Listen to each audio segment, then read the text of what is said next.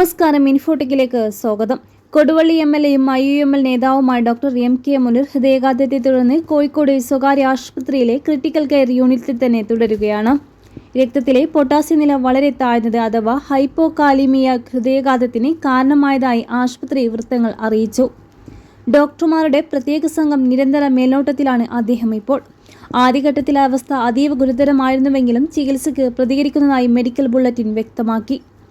ICUവിൽ തുടരുന്ന മുനീറിന്റെ ആരോഗ്യനിലയിൽ നേരിയ പുരോഗതി രേഖപ്പെടുത്തിയിട്ടുണ്ട്.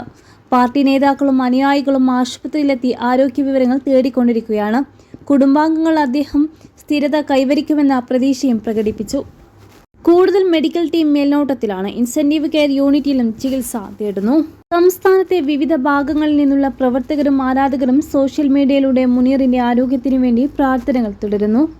കുടുംബാംഗങ്ങൾ അദ്ദേഹം സ്ഥിരത കൈവരിക്കുമെന്നും പ്രതീക്ഷ പ്രകടിപ്പിക്കുകയും ചികിത്സയ്ക്കായി എല്ലാ സൗകര്യങ്ങളും ഒരുക്കിയിരിക്കുന്നതായി ആശുപത്രി അധികൃതർ വ്യക്തമാക്കുകയും ചെയ്തു.